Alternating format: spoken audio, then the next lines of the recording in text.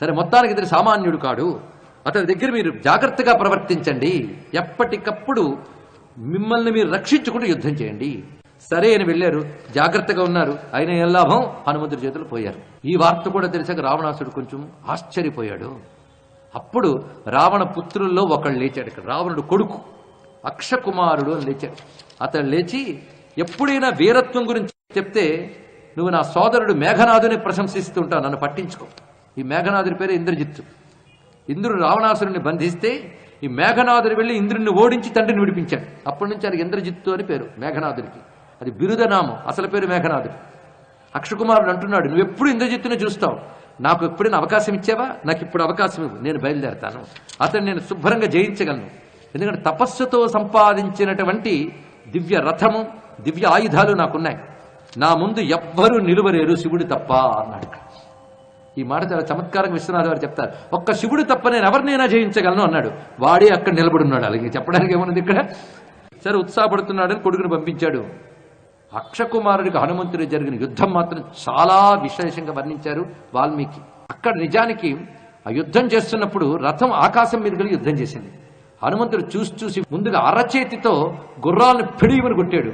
తర్వాత రథాన్ని కొట్టాడు, కింద పడిపోయింది రథం. రథంతో పాటు కింద పడ్డ అక్షకుమారుడు తన మాయాశక్తితో లేచి ఆకాశంలోకి వెళ్ళాడు. ఇద్దరికి ఆకాశంలో యుద్ధం జరిగింది. హనుమంతుడు చూసి వాడి కాలి పిక్కలు పట్టుకుని గిర్రమని తిప్పి నేల మీద తీసుకొట్టాడు. అక్షకుమారుడు మరణించాడు. దేవతలు సంతోషించారు ఇతని పరాక్రమానికి. అందుకే కొడుకు కూడా దెబ్బతిన్నాడు. ఇప్పుడు రావణాసుడికి బాధ కలిగింది. చూడండి, మంత్రిపుత్రుల్ని చంపాడు, గొప్ప సేనాధ్యక్షుల్ని చంపాడు, కొడుకుని చంపాడు. ఎంతకంటే దెబ్బ కొట్టడం మరొకటి ఏమున్నదో చెప్పండి. ఇక్కడ ఏదో లాకాయ లోకాయ వాళ్ళని కొట్టాడంటే వేరే విషయం. తన గట్టి ఏమనుకున్నాడు అవన్నీ దెబ్బతిన్నాయి. ఇక్కడ పరిశీలించండి. ఇక్కడ అప్పుడు రావణాసుడు ఏం చేయాలని ఆలోచిస్తే ఇంద్రజిత్తు లేచాడు. నేను వెళతానన్నాడు. వెళ్ళిన ఆయన అన్నాడు. ఇంద్రజిత్తుకి హనుమంతునికి ఘోరమైన యుద్ధం జరిగింది. ఇంద్రజిత్తు ప్రయోగిస్తున్న అనేక అస్త్రాలకి శస్త్రాల్ని చాలా సులభంగానే కొట్టిపారేస్తున్నాడు ఆంజనేయ స్వామి వారు. ఇది చూసి అనుకుంటున్నాడు ఇంద్రజిత్తు, ఇతడు సామాన్యుడు కాడు. అవధ్యోయమితి జ్ఞాత్వా అవధ్య అంటే ఇతడిని చంపలేము. కనీసం బంధించేన తీసుకువెళ్ళాలంటే ఈయన్ని బంధించలేము. అస్త్రాల్లోకెల్లా అల్టిమేట్ అస్త్రం ఒక్కటి ఉన్నది. అల్టిమేట్, దాని మించిన అస్త్రం లేదు. దాని పేరు బ్రహ్మాస్త్రం. ఆ బ్రహ్మాస్త్రం ఒక్కడి దిక్కు, దానితోనే బంధించాలి అని చెప్పి బ్రహ్మాస్త్రాన్ని ప్రయోగించాడు. ఊహించని విధంగా బ్రహ్మాస్త్రం ప్రయోగించగానే అది హనుమంతుడిని ఒక్కసారి తగలగానే హనుమంతుడు అధాటు కదిలేడు. ఇంత గట్టిగా నన్ను కదిపిందంటే ఇది తప్పకుండా బ్రహ్మాస్త్రమే అయి ఉంటుంది అనుకున్నాడు. వెంటనే బ్రహ్మగారు ఇచ్చిన వరం గుర్తుకొచ్చింది. నా అస్త్రము నిన్నేమీ చేయదని అందరూ ఇచ్చారు వరం, కానీ నా అస్త్రం నీపై ప్రయోగింపబడినప్పుడు కాస్త గౌరవించు అన్నట్టు బ్రహ్మగారు. ఆయన దాన్ని కూడా తీసిపారేసాడు అనుకోండి, బ్రహ్మాస్త్రం పరుగు పోతుంది. అందుకు కాస్త గౌరవించి దానికి కట్టుబడ్డాడు. ఒకటి బ్రహ్మని గౌరవించడం, రెండవది వచ్చిన వాళ్ళందరినీ కొట్టిపారేస్తుంటే రావణుని చూసేది అలాగా. అందుకు దీనికి కట్టుబడ్డట్టు ఉంటే నన్ను వాళ్ళు తీసుకెళ్తారు రావణాసుడి దగ్గరికి. బ్రహ్మాస్త్రం ఎలా కడుతుందంటే తాడు కట్టినట్టు కట్టదండి, కథలనివ్వకుండా అలా స్తంభింపజేస్తుంది అంతే. అలా కట్టుబడిపోయాడు ఆంజనేయ స్వామి. ఇంతవరకు తాను నిలబడక ఎవరిని నిలవనీయక చేస్తున్న వీరంగాన్ని చూసిన రాక్షసులు హనుమంతుడిలా నిలబడిపోగానే అయ్యో దొరికిపోయాడని మురిసిపోయారు కుర్ర రాక్షసులు. వాళ్ళు వెంటనే ఏం చేశారు, తాడు పట్టుకొచ్చి హనుమంతుని కట్టారు. నెత్తిమి చేపట్టుకున్నాడు ఇంద్రజిత్తు. ఎంత పని చేశారల్లా, నేను ఎంతో కష్టపడి చేస్తే అది కాస్త నిరర్ధకం చేశారు ఈ తొందరపాటు రాక్షసులు అనుకున్నాడు. ఎందుకంటే అస్త్రము చేత బంధింపబడిన వాడికి వేరే ఒక శస్త్రము గాని బయట వస్తువు గాని తగిలితే అస్త్రం వదిలేస్తుంది. ఇది తెలియాలి ఇక్కడ. ఆ విషయం అక్కడ ఉన్న రాక్షసులకు తెలియదు, ఇంద్రజిత్తుకు తెలుసు. వీళ్ళకి తెలియక కట్టాడు. సరే, హనుమంతుడు కూడా తాడు కట్టుబడిపోగానే అప్పుడు ఇంద్రజిత్తుకు ఆశ్చర్యం కలిగింది. ఆ తాడు విదిలించిన హనుమంతుడికి ఎంత పని, కానీ బంధింపబడ్డాడు. ఎలా ఆశ్చర్యం అంటే, ఇదివరకు బ్రహ్మాస్త్రానికి బంధింపబడ్డాడు కదా, అది ఇంకా ఉందనుకుంటున్నాడు హనుమంతుడు అని అనుకున్నాడు. ఎవడు? ఇంద్రజిత్తు. వాడి భ్రాంతి అది. హనుమంతుడు ఏమనుకోలేదని తెలుసు, బ్రహ్మాస్త్రం పోయిందని తెలుసు. ఇప్పుడు తాడు కూడా చిట్టించిస్తే ఎలా వెళ్తాడు రావణాసుడి దగ్గరికి? బయలుదేరి తీశారు హనుమంతుని రావణాసుడి వద్దకు. వెళుతూ ఉన్నాడు. అతను ఎలాగోలాగా రావణ సభలోకి ఆంజనేయ స్వామి వారు ప్రవేశించారు. ఇప్పుడు మొట్టమొదటిగా రావణ హనుమంతుని యొక్క సమాగం మొట్టమొదట సభలోకి తీసుకువెళ్ళగానే ఆంజనేయ స్వామి వారు ఒక్కసారి సభలో రావణుని చూసి ఆశ్చర్యపోయాడు. చూడండి, ఏమి రూపం అనుకున్నాడు. నిజమైన వీరుడి పని చేస్తారండి. సాధారణంగా శత్రువుని చూసినప్పుడు వాడిలో గుణాన్ని కూడా దోషంగా చూస్తారు ఇంకెవరైనా. అవునా లేదండి? శత్రువు కనబడ ఏముందండి ఇందులో అంటారు. కానీ శత్రువు ఎదురుపడ్డ అతడి గొప్పతనాన్ని ప్రశంసించాలి అంటే యువతల వాడికి చాలా ఉన్నతమైన మనస్సు ఉండాలి. శత్రువును కూడా ప్రశంసించగలిగేటువంటి ఉన్నత మనసు ఎవరికి ఉంటుంది? ఇది ముందు ప్రశ్న వేద్దాం. ఎవరికి ఉండదు. ఉంటే ఒక చిక్కుందండి. శత్రువులో గొప్పతనాన్ని వీడు ఒప్పుకున్నాడు అనుకోండి, వెంటనే వీడికి మానసికంగా వీడు బలహీనుడైపోతాడు. తాను మానసికంగా బలహీనుడైపోయి అమ్మ వీడు గొప్పవాడు కదా అని వీక్ అయిపోతాడు. మానసికంగా వీక్ అయిపోతే వాడు ఏం చేయలేడు. అందుకే ఎప్పుడు శత్రువుల్లో గొప్పతనం ఒప్పుకోకుండా వాళ్ళలో తక్కువతనాన్ని చెప్తూ చెప్తూ చెప్తూ మనసుకు తృప్తిపరుచుకుంటూ ఉంటారు అందరూ.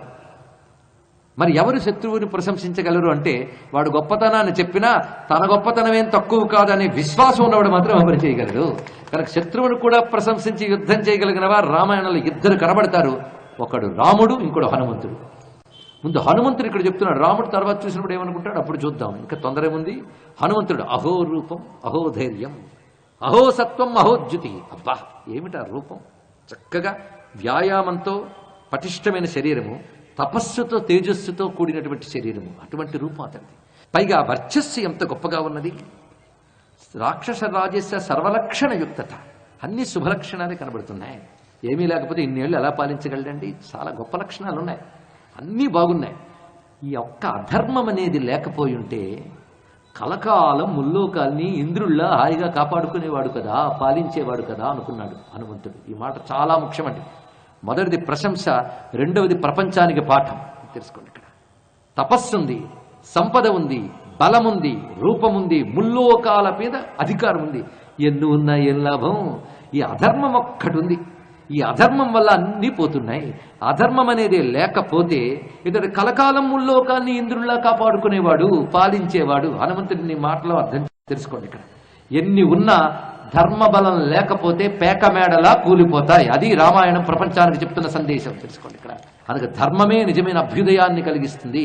అంటే మిగిలిన వద్దని కాదు, ధర్మాన్ని విడిచిపెట్టి మిగిలినవి సంపాదించకూడదు, ధర్మంతోనే అన్ని సంపాదించాలి. అందుకే ఈ మహానుభావుడికి అధర్మం ఒక్కటి లేకపోయి ఉంటే బాగుండేది కదా అన్న హనుమంతుడి మాటలో ఎంత లోతు ఉందో పరిశీలించండి. ఆ తర్వాత రావణాసుడు కోపంతో ఊగిపోతున్నాడు. ఎందుకంటే కొడుకుని చంపాడు, తన మంత్రుల పుత్రుల్ని చంపాడు, సేనాధ్యక్షుల్ని చంపాడు, తన అశోకవనాన్ని ధ్వంసం చేశాడు. ఇన్ని పనులు చేసిన వాడు ఎదురు పడగానే కోపం రాదు వచ్చింది. అక్కడున్న ప్రహస్తుడితో చెప్తున్నాడు, ఇదిగో అతను ఎవడో మాట్లాడు, ఏమిటో కనుక్కో, ఎవడి తరపున దూతగా వచ్చాడో కనుక్కో అన్నాడు. ఇప్పుడు ప్రహస్తుడు మాట్లాడుతున్నాడు, మంత్రి అయిన ప్రహస్తుడు హనుమంతునితో. అప్పటి వరకు తాడు కట్టుబడి ఉన్నటువంటి హనుమతో మాట్లాడుతున్నారు. నువ్వెవరవు? నిన్ను ఎవరు దూతగా పంపారు? ఇంద్రుడు పంపాడా, కుబేరుడు పంపాడా, యముడు పంపాడా, వరుణుడు పంపాడా, విష్ణునా ప్రేషితో? విష్ణువు పంపాడా?